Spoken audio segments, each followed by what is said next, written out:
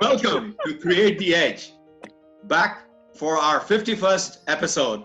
And we have the immense pleasure of having Steve Wohlenhaus, CEO at Weatherology, author and podcast host of Anatomy of Success from Minneapolis, USA, and Abir Shaban, doctorate in education with a passion in research and teaching and helping others from Montreal, Canada. Thank you so much, Steve and Abir, for joining us on this episode. Joy. Thanks. No, it is such a pleasure to actually have you both on the show. And Steve, we were just discussing earlier as to how we have connected, and how after a 10-minute discussion over the phone, over WhatsApp, we just jumped in and we recorded on your podcast.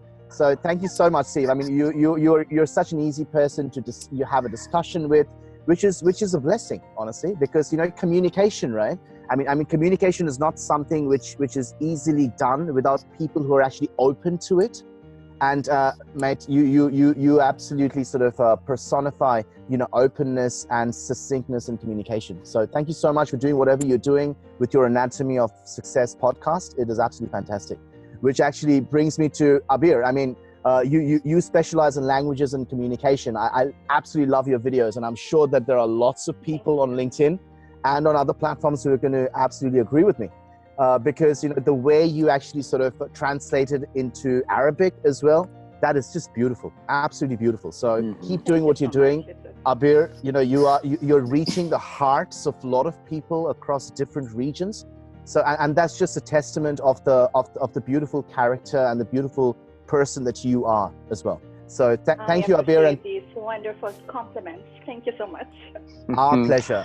Abir and Steve, thank you so much for joining us, both of you. Yes, Steve, you were wanting to say something. No, I mean, I was just going to say before we continue, I'd sure like to have this become a nightly conversation where both of you shower me with accolades before I go to bed. I can't even begin to tell you how therapeutic this is for my ego. Thank you, Steve. Thank you, Steve. We're more than happy to do that. Absolutely, couldn't agree more. But absolutely, but thanks, Steve. All jokes apart, really appreciate what you guys do. So and keep doing what you do. And so, I mean, we know you a little bit to a certain extent, because honestly speaking, in today's world, no one can know another person unless they actually let them in, right? Mm-hmm. In our first in our first segment, what we would like to actually discuss with our viewers and showcase to our viewers is exactly, who the real person is behind Steve Wohlenhaus and behind Abir Shaban. I mean, you both, we see your public persona. We, share with us something that we wouldn't be able to guess about you. Who's the person behind the persona?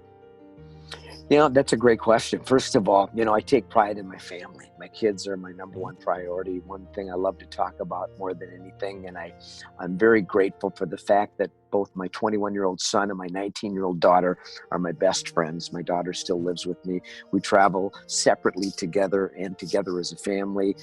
We get together every week multiple times, and they're truly my greatest treasure. So that time that I spend with them, and I did spend with them when they were growing up, was super important to me, because as somebody preoccupied with my business ambitions and all the other goals that I've always set for myself, I always made my family my top priority. And unfortunately, I see so many people that inadvertently drift from that. And they're well-intended, and it's not malicious by any means, but we become so obsessed with success that we forget about things that really matter most, which is really the motivation behind the book. So that's my top priority. Health, of course, is a major priority. And quite candidly, I thrive on being alone, quite honestly, more oftentimes than most people would probably realize, because I believe that's where my creativity and all my imaginary opportunities come to me. And so I spend time doing things on my own a little more often than probably the average person does, not because I dislike socializing or being around people, but I just find that's where I oftentimes have my most creative inspiration during those times. I couldn't agree more, actually. And, that's where, I actually did a post a few weeks ago on how important silence is to a certain extent.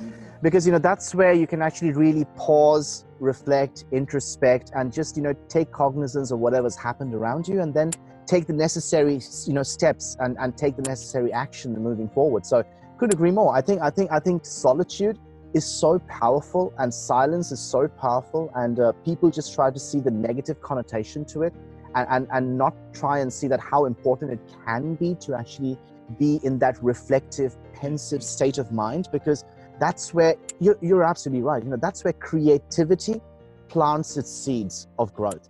And that brings us very beautifully to Abir. Abir, I mean, we'd love to know a little bit more regarding your journey. Tell us a little bit more about who Abir El Shaban is.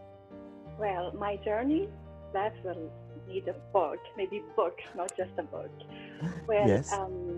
If you want to share something that people don't really know about me, is a misconception or misperception that many of my friends and colleagues, and I think also my connections on LinkedIn, have about me. Most of them, they think that I'm happy most of the time. And the reality, I'm not.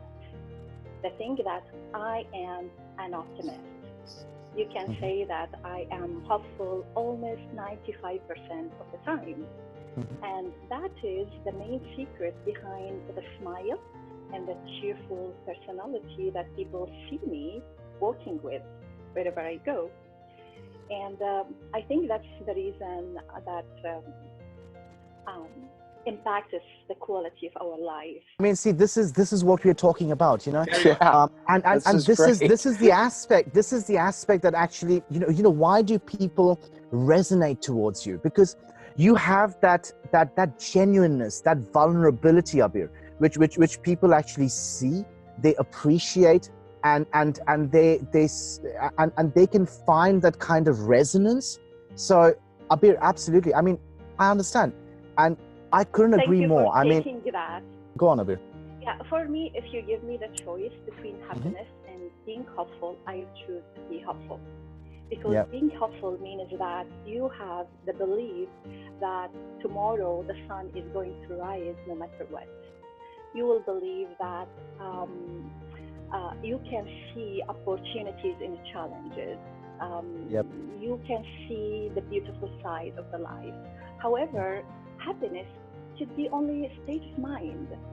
And honestly, I'm not sure if it's something that I inherited from my mom, if it's genetic or environmental, from the man who took care of me.